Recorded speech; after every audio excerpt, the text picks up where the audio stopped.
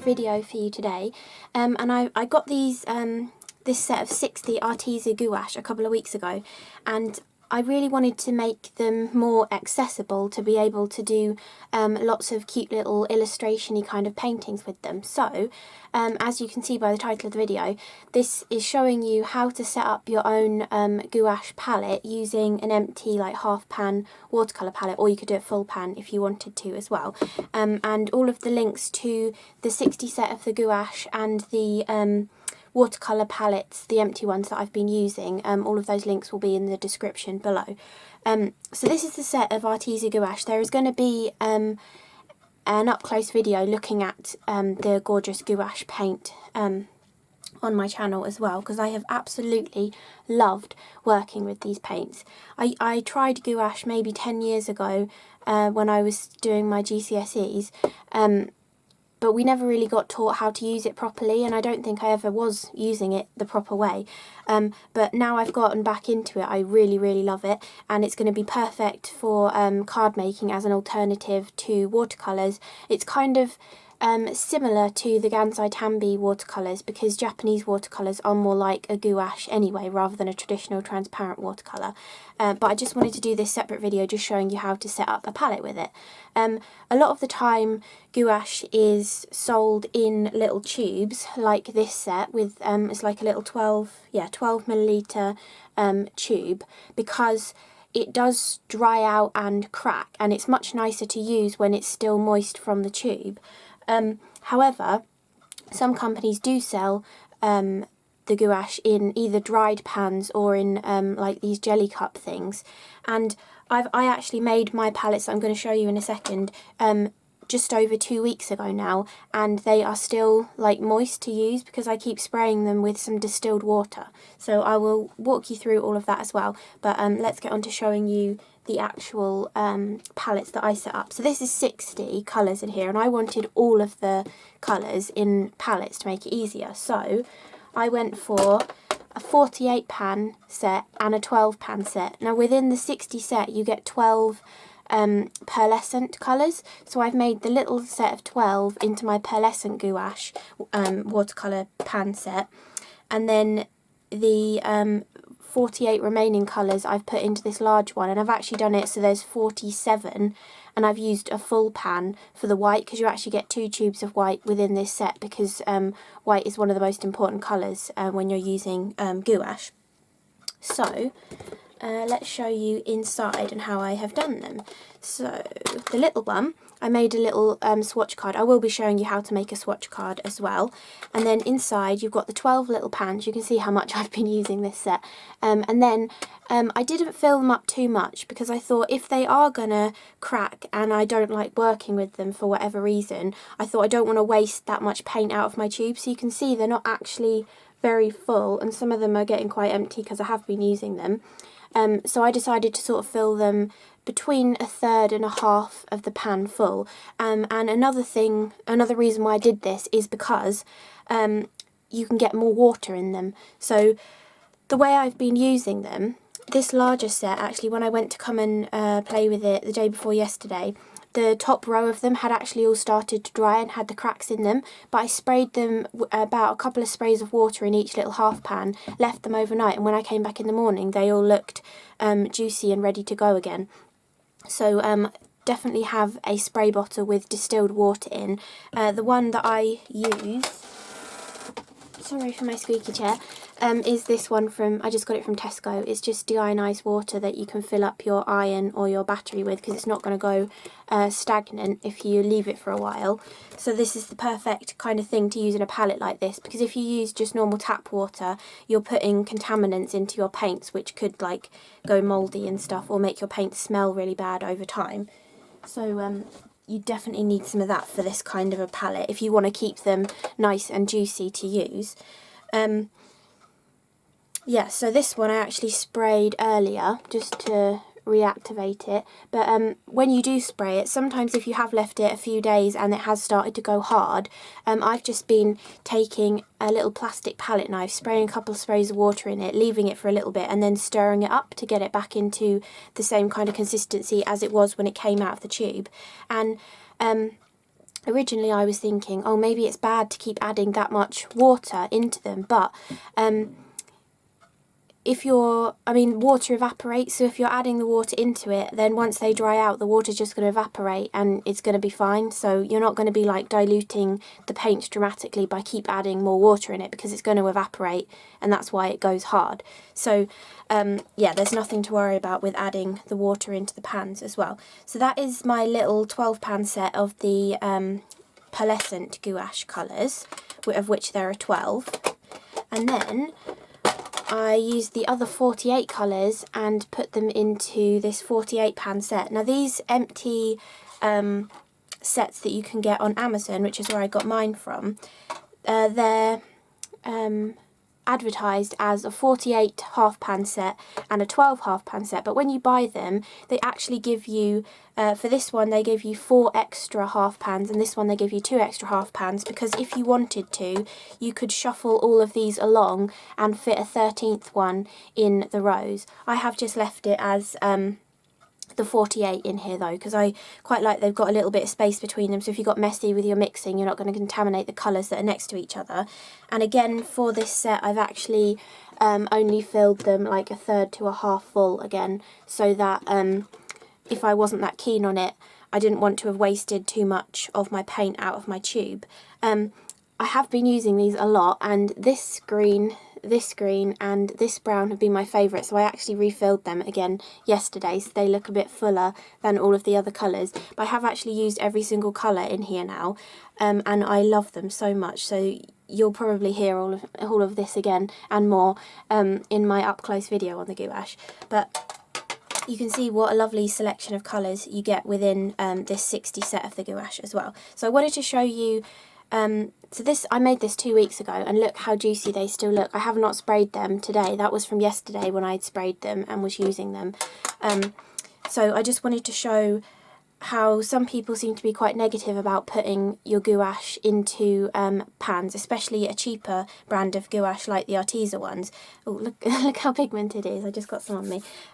Because they were saying that it all cracks and falls everywhere. But, you know, if you don't fill them up much because you want to use them a lot within like 3 or 4 weeks or something, they are going to stay really nice and moist for you to use, as if you just squeeze them out of the tube. Or even if you have left them for quite some time, if you sort of think about it a couple of days before you know you want to paint with them, and get some of this distilled water, spray it in, leave them, maybe do it again, leave it overnight again, then they should have reconstituted themselves into a lovely creamy pasty consistency for you to paint with again. So I just wanted to show an actual example of what the palette will look like after a couple of weeks of use. And then I'm going to get into showing you how to completely set up your own palette as well, because I made myself these ones using all 60 of the paints. My mum is quite keen to try gouache again, so I'm making her just a 48 pan set with the 12 colours in, and then I've taken out 12 of the other colours from the set, ones that just look a bit similar to other colours, or ones that are these lighter kind of colour tones, because you can easily just add white to some of the colours to create those lighter tones. Yeah, so we'll get on to showing you how to create a 48 pan set even. So I'll be back in 1 second. Okay, so when you get the gouache paints from Arteza, they come in this large box, which is great for storing them in, and they come within these little trays that hold 6 of the tubes. So you have 10 of these, obviously, because they're 60, 6 times 10 is 60. And when you get them, all of the pearlescent colours are mixed within the colour trays, and they're not really in any particular order. They're kind of a bit sort of all the greens together, all the blues together and stuff. But I decided to completely reorder them into an order that I wanted them in my palette, which is what you just saw in my palette that I've made.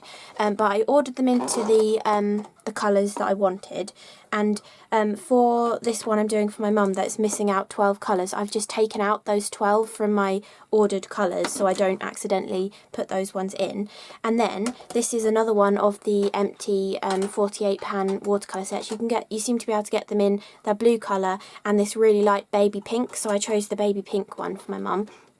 And I've actually been writing on the side of them the colour that I'm going to put in them. I've got 3 left to do to show you, but if I tip this up to the side, you can see there, they're not that neat, but I've just been writing the names on them so that if you run out of a colour, you know which colour it was, because you can easily pull the pan out and go, oh, okay, that was the mid-yellow colour, and then you can just go and find that, and then you can just go and refill it with the colour that's written on the side of the pan as well.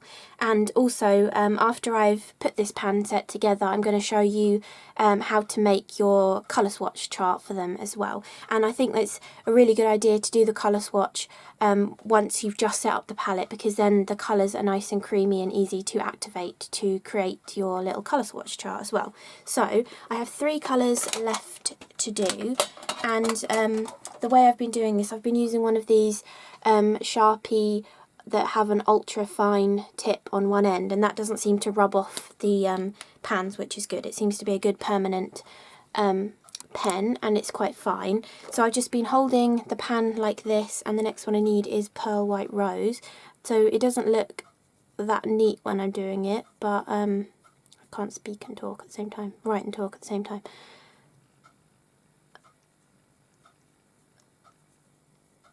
Yeah, so it's not that neat, but it, you kind of know what it says then. You'll know what's in that pan for when you want to refill it, which is the most important thing.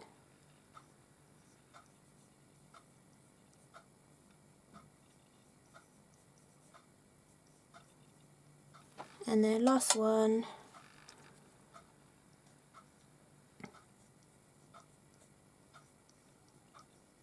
there we go. So that's what you want to do with all of your colours. Once you've decided your order, I just did that. I wrote all of the names on them, and then when you're putting them into the actual pan set, so they do still move around a little bit within the space. Some of them stay firmer than others, but they're not going to fall out. If I tip this upside down, I have to hold that inside, but none of them are going to fall out because they're held in, but they still will wriggle within their row. But the way you get them to go in nice and tightly, you see these metal parts here, each one is designed to hold a half pan, so you just want to pull these towards you. They're quite soft metal, so you can do that easily, and then get the right colour or the right one with the right name on it, and then you just click them in, and that just means they're going to stay in nice and tightly, and they're not going to fall out if you accidentally dropped your palette upside down, or maybe if you took it somewhere in your bag, which you might not want to do, because if they have all dried and cracked, some of the bits might fall out of them, or if they're still juicy, if it was upside down, some of them might drip out. So I'm mostly just going to use my set like on my desk for my crafting. So if you're thinking of travelling with it, you might want a different kind of palette to work with. But so that is the basic thing. So we've got all 48 of our little pans are in here now. So now we want to start adding the colours. So I need to put these back in a different order, so they're in the right order that I just wrote all of the names on. Okay, so I've been keeping them like this. So you can see here, if I zoom back out again, you can see that's 12 across, and obviously the colours I've taken out are now missing, but I didn't want to mess up my order because this is the same order that they're in my palette as well. So I just decided it was easiest to take out the colours I wasn't going to use in this palette. So tips for when you're squeezing paint out of the tube: you want to make sure you squeeze from the end of the tube. I've seen people before and they squeeze like right in the middle, but then you're like separating the paint, and I feel like once you've used this part of it, this part might have gotten dry because you've squished it down the end of the tube. So always squeeze from the end of the tube, like with toothpaste, so that you get the most out of your tube as well. And again, I'm only going to fill these maybe halfway full, so that if she's not that keen on using the gouache in the palette, again, I haven't wasted too much paint. But you see from this one, I haven't got a completely full one, but it doesn't look like I've really used much at all, but I've actually, you know, filled that pan like a third or a half full. So they do go a really long way, and there's 12 milliliters in the tube, and I think if you completely filled a pan, I think it's supposed to be 5 milliliters, so you could completely fill a pan like 2.5 times. But if you're just doing this method, you know, you're going to get a lot more refills out of your tubes. So the way I've been doing it, I've just been squeezing it in, and I go through the whole pan set, and then I will show you how I make all of the paints kind of settle, so they do look like they were like a proper pan set. So I will do a few of these, and then I will speed up the footage so you don't have to sit and watch me pour paint into pans, and I'll come back at the end once I've finished adding the paint to all of the pans. So I will see you in a minute.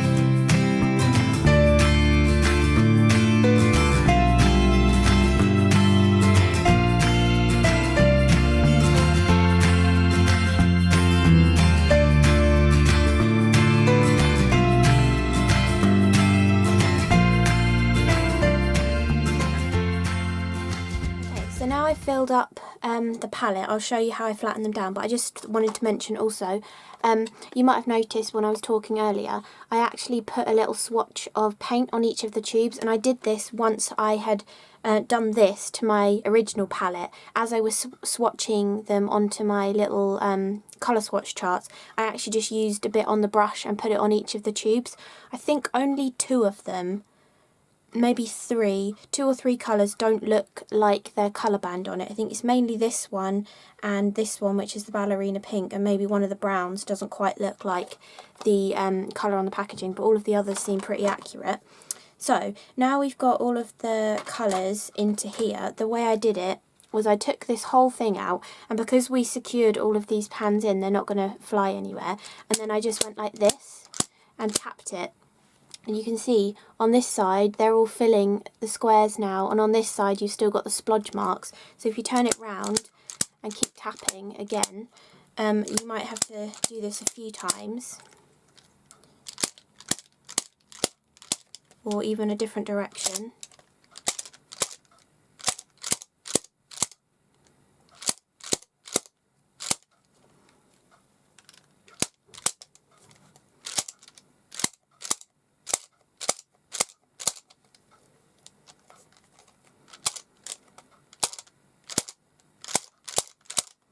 But there you go.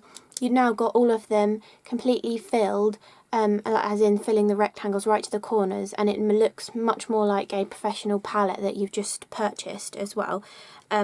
So I thought that was a good tip to share with you, and I feel like that helps it not get so crusty as well, because the air can't get round the side of the paint. You're only exposing the paint on the surface, and then again, if you're spraying them with water, you're covering that surface with the water to stop them forming a skin and start to dry out. So I feel like this helps them to not crack as well. So that is the process of how you create your 48 pan set. And obviously if you want to do the full set of 60 like I did, you just put the 12 pearlescent ones in a separate little 12 pan set, and then you can just fill this one with all the rest of the 48 colours. And here's the full pan that I did of the white, because you get 2 tubes of white, because white is a really important colour, because you can mix all of the lighter colours that I took out of the set, so that she had an option of loads of different colours. I took the lightest ones out and she can easily mix them using the white. I did leave the ballerina pink one in, because the peach and the ballerina pink are really good sort of skin colours, so I did leave them already there, because having the pre-mixed colours is really handy as well. Although when I've been painting with mine, I have been mixing a lot of my own colours, because I found it really fun just to pick a tiny bit out of another colour and slightly tint the colour that I'm working with. And I haven't found that anything has made a muddy mess, like mixing them together. They seem to really nicely mix together, and they give such a gorgeous matte finish as well. I will go on about that all in the up close video too, but so that is how you make your set, then I wanted to also show you how I made my colour chart as well. So I also got this ruler. I asked Arteza for it. It's a 6x12 and it's supposed to be for quilting, and the idea is that you run a rotary cutter up the side of it, and it keeps it in the right direction to get a straight line on your pieces of fabric. But I really wanted to have it for helping me draw out like grids for swatches and stuff, because you can easily line a line up with the inside here and keep moving up and down. But let me just move some bits and pieces out of the way and get a piece of watercolour card, and then I will come back to you. Okay, so for swatching out the colours, I'm going to be using the Arteza Expert watercolour paper. This isn't their cotton one, it's still like a pulp paper, but I really love that it says it's two-sided, because these gouache paints work really nicely on a slightly textured paper, but also on smooth as well. They work great on both, depending on what look you want or how controlled you are with getting your smooth lines and stuff. So I did use the textured side when I did my original swatch, and I'm going to use my original swatch as a guide for the measurements, because I can't remember exactly how I measured it out, because I made this 2 weeks ago now. So if I trim this down, did I measure it in inches or did I do it in... See, I because it fitted in the tin, I have actually done this in centimetres, and this ruler is in inches, but I'm going to put the marks on the card using a normal ruler, and then show you how easy it is to match up the lines using this ruler. But if your pan set was a different size, you could use the inch or like, you know, the 1/8 of an inches between the inch measurements as well. But I just find it easier to do smaller measurements with millimetres. But I did find this really, really useful for helping to create this swatch chart. So the measurements, how I did do it in centimetres, so it's 20 centimetres by 10 centimetres, so it's roughly kind of like a DL size. So I want to cut this at 10 centimetres, and then I just need to snip about a centimetre off to make it 20. I'll do. Then, how did I do the measurements for this? So, it looks like I made each of them 1.5 centimetres wide and 2 centimetres tall. So, I'm going to go along and mark off 4 rows of 2 centimetres. So you just want to line your ruler up with the 2 edges of the cards. You can see we've got the 10 centimetre measurement. So if we go leave 1 centimetre at the top and 1 centimetre at the bottom, we can then get 4 lots of 2 centimetres inside that. And you want to repeat that on the other end of your card as well. And then we're going to use the Arteza ruler to easily join these up and get really straight, evenly distributed lines.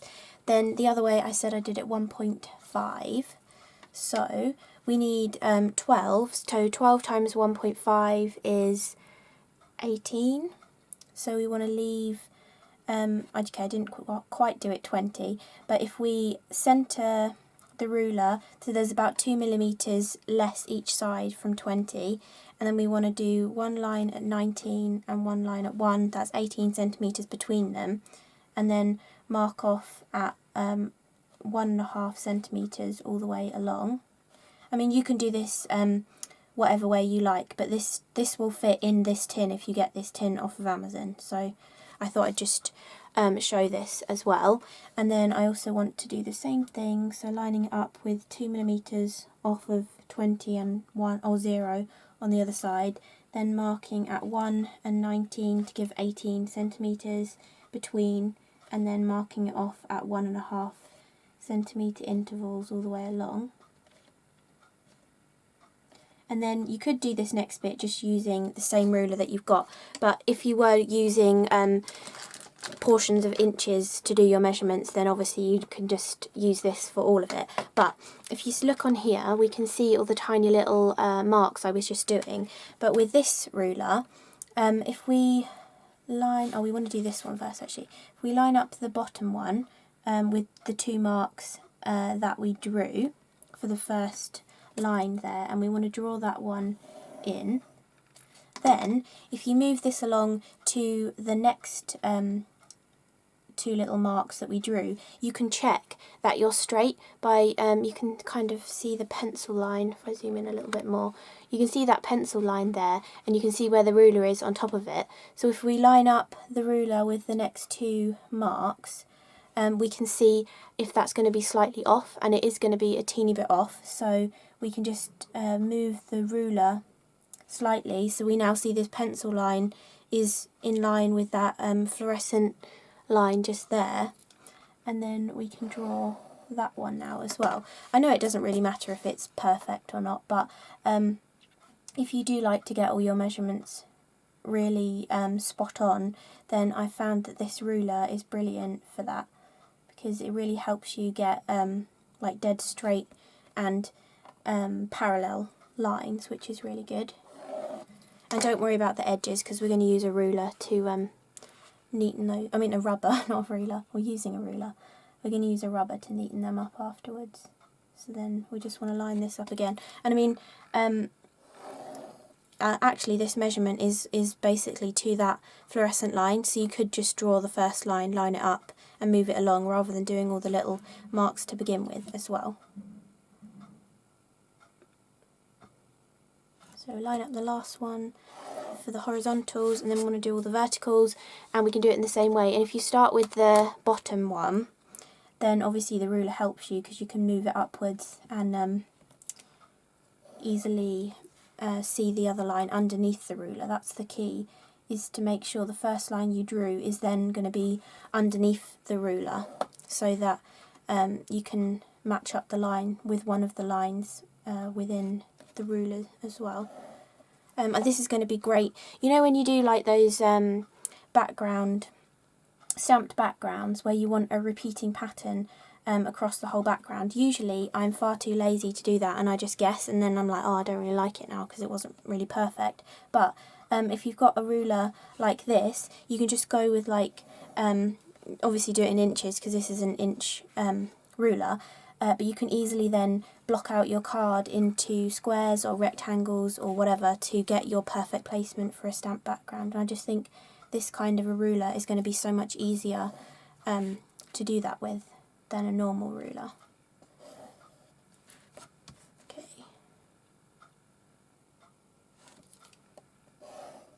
And just stripes on a background as well. I mean, if I'm doing a stripy background, I do tend to just do it freehand, because I love that like wonky look of freehand stripes. But if you wanted them to be absolutely perfect, you could use this kind of a ruler to easily and quickly, without measuring really, get those grid lines there, or the guidelines, so that you can easily do that. So we've now got our whole grid drawn out, and this gives us the 48 spaces. And one thing I forgot to do on my one when I was doing it is I forgot to rub out the line for the double portion where we did a full pan of white. I ended up with 2 because I forgot about that. So it's here on this one, so we want to make sure we rub out this portion here. And then I'm just going to rub up to the line just to neaten it up a little bit. It doesn't matter if it's not perfect, because, you know, this is just a little swatch card that you're going to keep just to help you know what colour is where within your set of paints.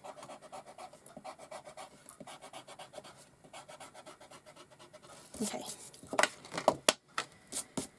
So then all you have to do is fill this in with your paints. And again, I will speed this up so you don't have to watch me well, literally watch paint dry whilst I do it. And then all you do once you've added your colours, you just go along and write the name on top of it. And I've also drawn the little transparency square on them as well. You do kind of just instinctively know what colours are going to be a bit transparent after you've worked with them a bit. Like I was having a bit of difficulty with the greens, and then I was like, oh, it's because they're half transparent. or this yellow was giving me a bit of difficulty getting the opaqueness on top of another colour, and same with the peach red. So you know, you can draw that information on here so you know, or you'll just know from experience really with painting with them which ones were the colours that gave you a bit of a problem. But so to do the swatches, I would usually have 2 pots of clean water here, but I haven't got them, so I'm just going to go, actually I'll be back, I'm going to get them. Okay, it's much easier when you have 2 pots of water, so I went and got 2 of them. You want to keep one clean and one dirty, so that you're rinsing your brush off in one of them and then picking up some clean water before you go to the next colour for the other one. And you also want a piece of kitchen roll as well for drying off your brush in between when you're changing colours. So if I zoom out further, so we want to get our brush a little bit damp, and then, oh, that's a bit dirty from when I was painting yesterday. Okay, now that's clean. So we want to take a bit of the first colour, and then the way I did my chart is I added it neat from the pan first, and then once I had put it neat from the pan, I then took a little bit of water with it and filled in the rest of the square. Oh, actually, I've forgotten to draw my black lines on them. Okay, one sec, I will do that in a second. So you can either just make them a colour chart like this, or you can actually do your own transparency test by drawing a black line on it first before you go over it with the paint. So I just did that with a Sharpie. So I just went and literally just drew a line in each of the boxes, but I've just forgotten to do it for that first one now. But anyway.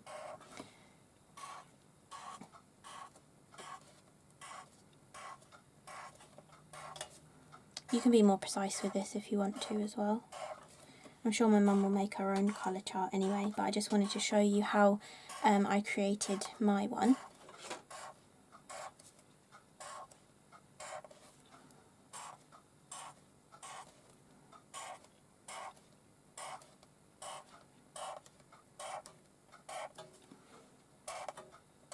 Okay, so now we've got all our black lines on there. We haven't got it on the first one, but that doesn't really matter. So we want a clean brush again, go in with the next colour, add it sort of neater towards the top, and then we will bring in a little bit of water to blend it out a little bit, just to see. I mean, the way the scale goes, there's kind of like a scale between professional watercolours all the way up to acrylic paint, and there's kind of like a scale of transparency. So professional watercolours is the most transparent, then it goes like student grade watercolours, then it goes Japanese watercolours, then it goes gouache, acrylic gouache and acrylic paint. So the gouache is kind of in the middle spectrum, and you can actually use it with a lot of water or with hardly any water, but you do want to use it with at least a little bit of water, because it does make it flow a lot nicer.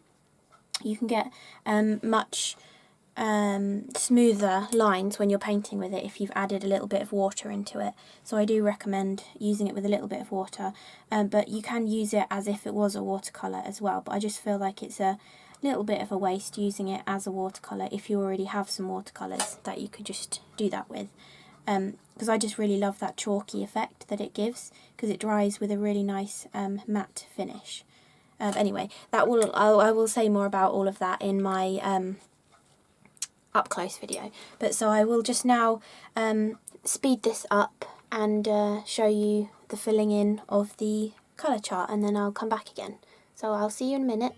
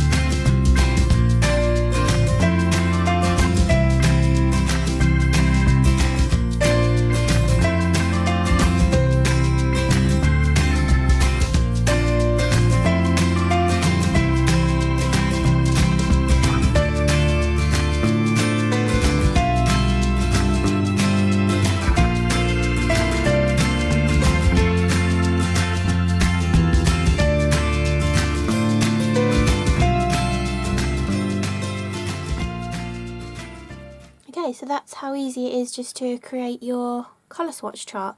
And then all you need to do is, once that's completely dry, you can just write all of their names on it.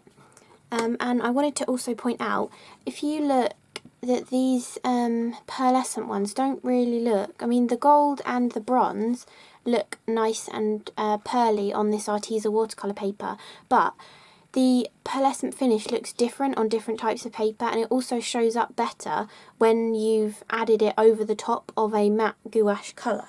So I did a little sample just to show you there. That's 4 of the pearlescent gouaches over the top of just like the ultramarine gouache colour, so they look much more pearlescent when you put them over the top of something matte. And I just wanted to show that, because when I first swatched mine out in my little swatch, I was like, oh, they don't look very pearlescent really, but when you use them within your painting or within your colouring a stamped image or something, they do look a lot more pearlescent as well. So that is my video on how to set up your gouache palette using Arteza gouache paint. So I hope you've enjoyed seeing the process behind how to set up your own palette. And don't forget, there will be, it'll probably be out before this one, there will be an up close video looking at the Arteza gouache colours as well. So that should give you any more information you want to know about their gouache paints. So thank you so much for watching, and I hope you enjoyed the video, and I will see you in the next one. Thank you, bye!